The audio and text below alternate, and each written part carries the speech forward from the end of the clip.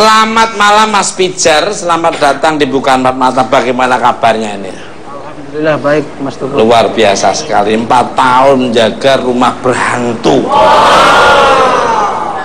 Langsung saja nih, kabarnya dirimu ini tinggal di rumah berhantu selama 4 tahun. Apa benar kok betah nih, monggo nih? Ya benar begitu Mas Tugu. Jadi awalnya saya beli rumah itu kan karena rumah sendiri. Ya, emang makanya dari tak pikir kayak Tresno, teman saya. Enggak sendiri Mas. Banyak teman-teman suruh datang, nggak tahu rumahnya orang. ya jadi itu Lalu saya pilih karena memang dari awal sudah suka. Terus di harganya situ miring. suasananya bagus, sekitarnya juga asri pemandangannya. Terus harganya juga miring sekali. Miring. Dalam arti seharusnya nggak harga sekian dia jual sekian. Itu pun berikut perabotannya lengkap.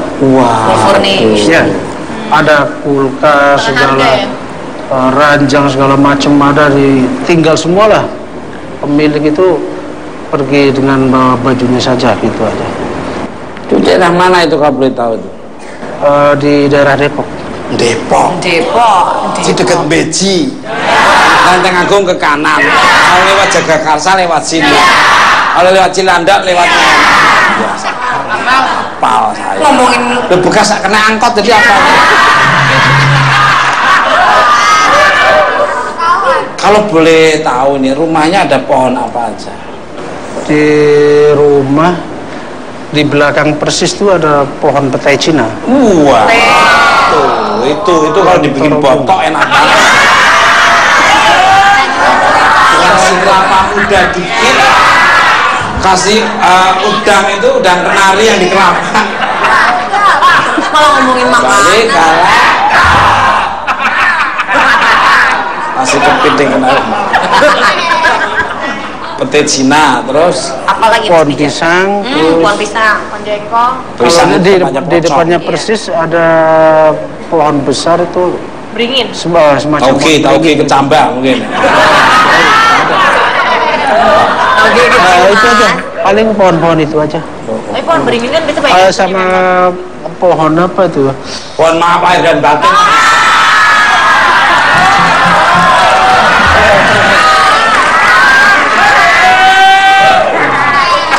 Balik. Informasi dari agen saya Tukul Arwana yang gembira. Kalau disingkat Taring. Tukul Arwana yang gembira. Pala lu bau menyang. Kalau saya perlu disingkat Taring itu. Taring gigit kamu itu. Awal kejanggalan yang dirimu alami dengan hilangnya barang sampai asisten sosok kuntilanak sampai melayang-layang itu gimana nih? Is that true? Please tell me the story nih. Betul, memang begitu adanya. Jadi pada suatu hari Kang saya Pada suatu hari ya. kami sekeluarga pulang dari Ya. mall gitu. Ini dengerin dulu. Dengerin dulu. Kita pulang dari mall waktu itu sudah pas maghrib. Pas maghrib. Ya, pas maghrib. Begitu sampai di rumah, saya ketok-ketok pintu, sama sekali nggak nyaut. Terus saya buka dari arah jendela gitu. Ratih. Itu Rate itu siapa? Istri. Asisten Oh, tahu. pembantu istri. Saya Istrinya panggil-panggil. bukan Rate. Jumadi. Jadi istri saya sampai dongkol banget kan. Ya. Akhirnya begitu dia ini, kami masuk langsung. Kamar itu udah agak setengah terbuka. Kamarnya Mas Iya. Pijar. Jadi si Rate Ratih namanya Mas. rambutnya tahu-tahu udah ke depan semua. Rambutnya siapa? Banyak kuntilanak. Si Ratih itu yang asisten itu. Oh, pembantunya. Betul. Asisten bukan pembantu. Kalau pembantu ngomongin Vega nggak enak. Begitu kita ini, Aja lu tahu. kamu kenapa dipanggil-panggil gak jawab? Biasanya kamu gak seperti ini. Si Ratih ini tahu-tahu ketawa, wah gitu. Gimana Kenceng Mas? banget. Ketawanya maaf gimana? Wah gitu. Jadi sambung menyambung ketawanya kayak Kuntilanak kayak dari tape gitu, Ustaz. Semuanya kayak dari tape. Terus akhirnya kan saya secara refleks baca Al-Fatihah, baca Al-Ikhlas, baca surat-surat yang kami bisa lah. Itu tetap ketawa kenceng. Malah keluar asap dari kepala sendiri ya. Mungkin juga. Jadi, ketawa nangis. kuntilanak tuh ya. Saya nggak peduli lagi sama kamu. Mas Pijar Saya tidak mau biarkan anak ini sedih. Dia sudah nggak betah begitu. Oh, Dia bilang begitu. gitu. Ini saya tanya, kamu siapa? Saya kuntilanak begitu. Langsung ngomong begitu. Terus istri saya bacakan ayat kursi. Si Ratih ini bukannya dia berhenti atau sadar, malah ngoreksi bacaan istri saya. Itu tajwidnya kurang. Begitu. Itu bacanya salah. Baca yang benar, begitu malah. Akhirnya baca lagi. Iya, akhirnya baca lagi. Sampai akhirnya. Enggak, setelah itu saya saya lari ke depan, kan ada kawan-kawan banyak di situ.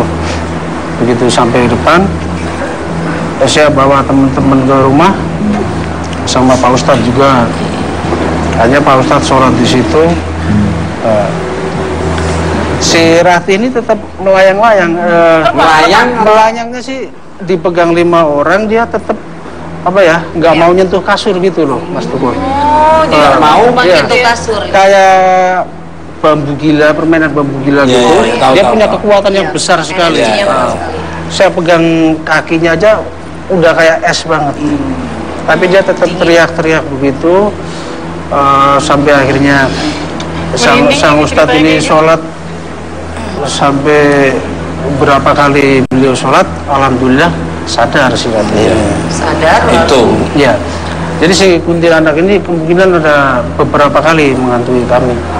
Oke. Jadi awalnya. Iya. Awalnya pulang habis dari mall, terus Maghrib, Mas. ketuk pintu tidak ada yang bukain, dia lewat samping. Lihat ternyata asistennya itu Mbak Ratih rambutnya udah di depan sana. Datengin, ada apa, kenalin, malah tertawi. Baca doa malah dikoreksi ya Mas ya. Iya. Malah dibaca-bacain, malah suruh ngoreksi. Salah tajwidnya. Panggilin Pak Ustadz. Satunya alhamdulillah. Tapi setan zaman sekarang suka gitu ya. Di ngajiin suka nggak takut gitu. Kata orang selanjutnya sih itu kemungkinan arwah dari orang pinter atau bagaimana. Tidak hanya kuntilanak, dirimu ini juga sering ditambahi sosok pocong. Ini tadi nih yang tadi pohon pisang. Bahkan tidak ada asisten rumah tangga yang betah di rumah karena sering mendapatkan teror dari para arwah gentayangan. Monggo. Saya nonton TV sampai ketiduran. Kan TV itu kan letaknya di bawah tangga. Mas? Di bawah tangga. Saya ketiduran, begitu bangun di atas TV itu udah gantung. Sudah gantung, masih ada. Cewek apa cowok itu pocongnya itu? Saya kurang perhatikan, yang jelas matanya masih ada putih-putih kapas. Remang. Jam berapa waktu itu Mas Pijar? Jam Lupa. antara jam 1 apa jam 2 Malam ya? Malam. Itu berapa second, berapa detik kamu lihat pocong itu? Itu agak lama, mungkin 3 menitan. Wow. 3 menit. Terus itu diapain? Kenapa nggak kamu foto aja pas selfie bareng-bareng itu?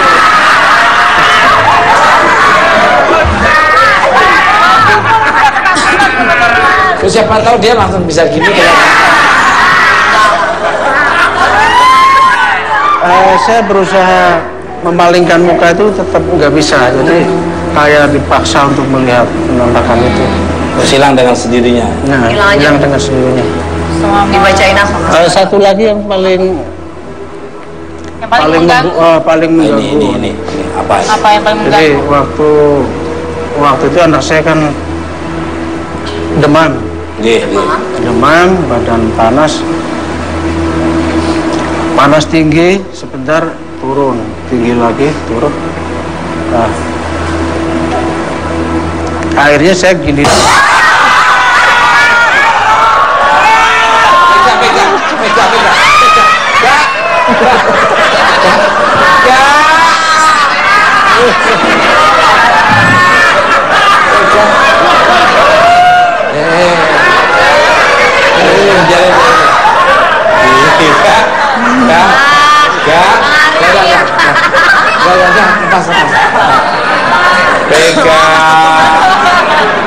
Vega udah terbang.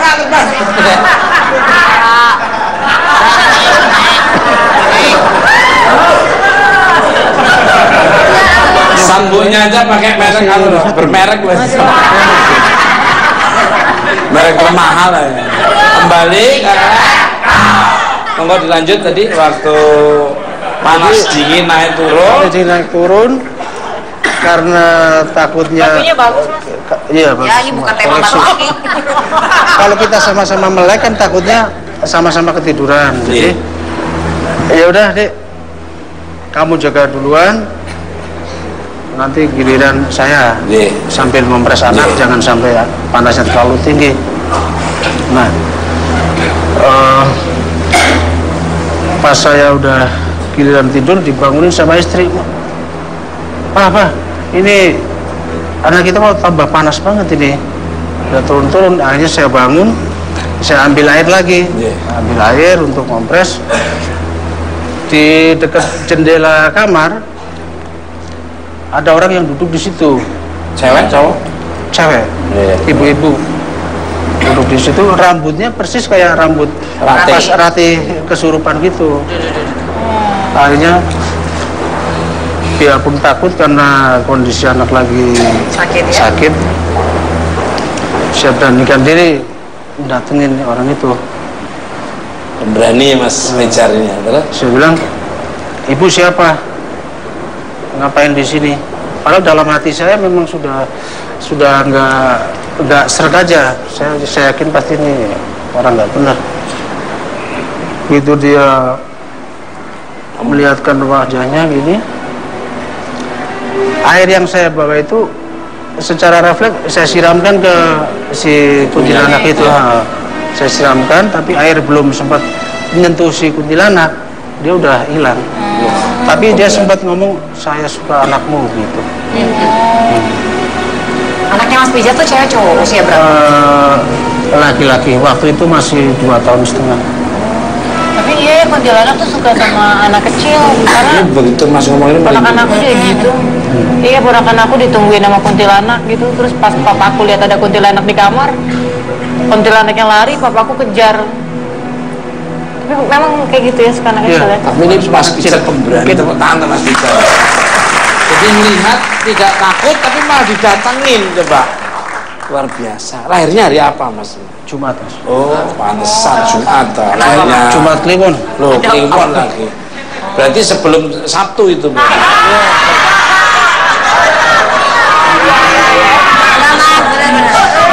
Kalau di hitungan Jawa tuh air itu. Air itu bisa mendinginkan, bisa membuat orang tuh tidak haus kalau pas diminum.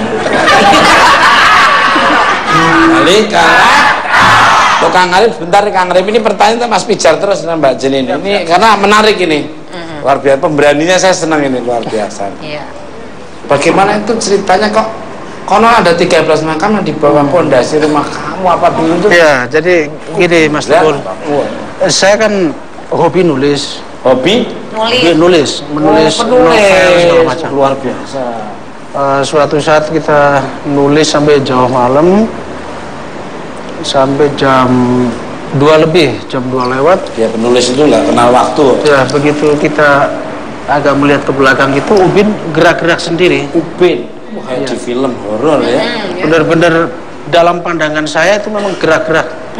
Kayak ombak laut begitu. Belum makan, jadi ngeliatnya halusinasi. Bukan, saya sambil makan juga nulis. ada cemilannya maksudnya. Terus akhirnya saya datengin juga Ubin itu. Saya hampiri Ubin. Saya perhatikan, pokoknya begitu saya ke situ dia langsung berhenti. langsung berhenti. Pemberani itu. Saya tepok ini, langsung malah ngebuka. Si Upin itu ngebuka seukuran kuburan orang dewasa, persis di depan kamar.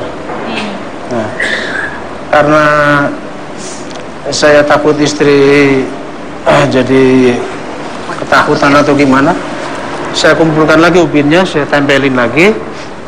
Terus siangnya saya ke tetangga yang kebetulan seorang haji gitu. Saya bilang, Pak Haji, ini rumah saya Upin kok bisa ngangkat sendiri tegelnya, bahkan gerak-gerak. Saya ini kan malah ngebuka. Ya udah, Pak, kalau gitu nanti kita ke Pak Amil, ahli kematian. Langsung kita cek di sini. Akhirnya datanglah Pak Amil sama beliaunya. Terus mereka sholat di situ, semacam nerawang atau gimana lah. Singkat cerita, mereka langsung menyatakan, oh ya, di sini ada kuburan yang minta dipindahkan segera gitu. Langsung hari itu juga kita pindahkan kuburan, tiga kuburan, cuman sudah agak dalam bentuk tulang rangka, sudah enggak, cuman sisa-sisa rambut atau apa ya masih ada lah. Kita pocong lagi, dipindah ke kuburan setempat, kuburan umum. Oke. Jadi bekas kuburan. Itu bekas kuburan ternyata. Menurut penduduk setempat situ. Menurut penduduk setempat itu kuburan keluarga, jadi bukan kuburan umum. Iya. Biasanya orang setempat itu ngubur keluarganya di depan rumah, di apa secara kelompok sendiri-sendiri. Itu kalau pas keluar gundukan tanah itu tinggal nanamin jagung ini di situ. Arif nih lebih bisa menyimpulkan semuanya ini. Apakah teror-teror yang didapatkan salah satu penyebabnya adalah pembangunan rumah yang ternyata berada di atas bekas makam nih, monggo. Ya, insyaallah. Jadi teror yang dimaksud teror arwah gentayangan. Ya, arwah itu kan kalau bahasa saya adalah jiwa yang belum sempurna. Sehingga mereka itu punya dua misi sih sebetulnya. Pertama, misinya adalah minta tolong untuk didoakan. Yang kedua, misinya untuk merusak akhlak manusia. Apa?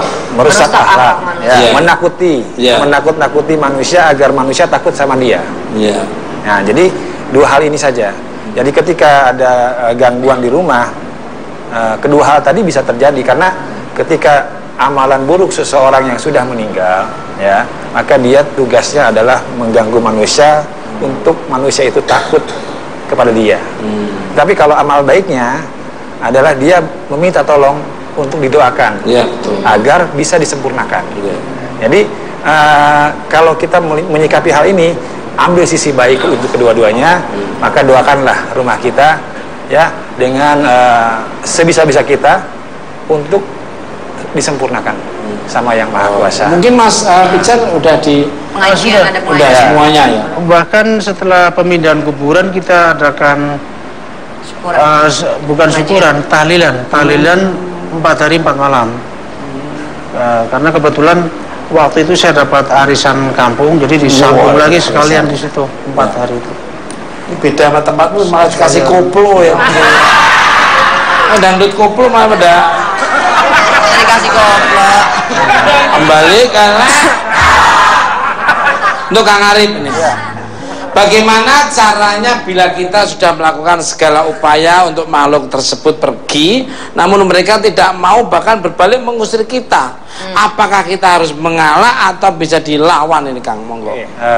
Jadi apa namanya, kita buat benang merah dulu ya.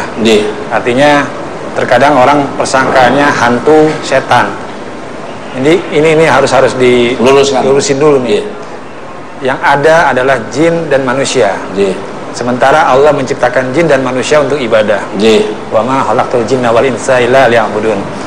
Nah, ketika ada gangguan jin di rumah, ya kan?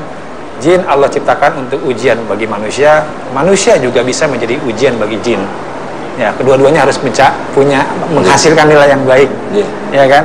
katakanlah Mas tinggal di rumah itu, bagaimana agar rumah itu menjadi nyaman, gitu kan ya? Tentu yang paling utama dan yang harus dilakukan adalah manusianya yang harus berubah dulu. Ya, menjadi orang baik dulu, menjadi yang taat dulu. Kenapa doa kita nggak sampai ke dia? Kenapa doa kita kok nggak bisa merubah dia? Atau pergi dari rumah situ? Boleh jadi doa kita harus diasah terus. Dan duitnya tuh dari mana?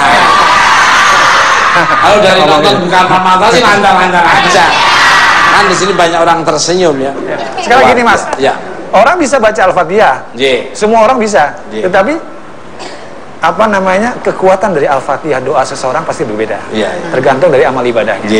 Sudah beberapa kiai saya panggil juga, artinya gini, kiai kan hanya kiai, baik ustaz, baik apa, itu semuanya sebutan ya, pandangan manusia. Tetapi pandangan Allah ini kan tentu hanya Allah yang tahu. Nah, ketika kita membacakan lalu dengan bismillah saja mereka bisa kabul. Tapi ini sampai dijual rumahnya, berarti kan manusia yang menghindari. Iya, artinya kita yang kalah, harusnya dia yang kalah. Sebetulnya Mas, gitu. Mereka bisa hilang dengan doa yang tulus. Tulus kita niat kepada Allah dengan tulus, ya Allah sempurnakanlah ia. Ya, Allah menciptakan neraka itu untuk jin dan manusia. Jin itu juga nggak pengen masuk neraka. Maka jadikan doa kita untuk menyempurnakan mereka, insya Allah. Pemirsa, untuk mencairkan suasana malam hari ini kita saksikan bersama dari Kang Arif.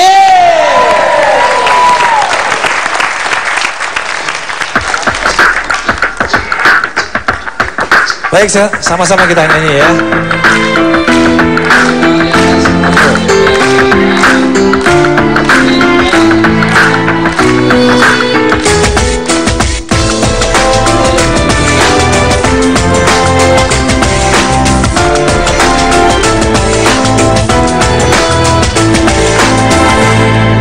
Semua yang hidup pasti mati, semua yang bernyawa juga akan mati. Berlari menghindarinya, sembunyi untuk menolaknya, pasti dia akan datang pada waktunya. Semua ingatlah mati, mati, ingatlah sebelum datang matimu. Ingatlah mati, mati, ingatlah wahai penghuni dunia.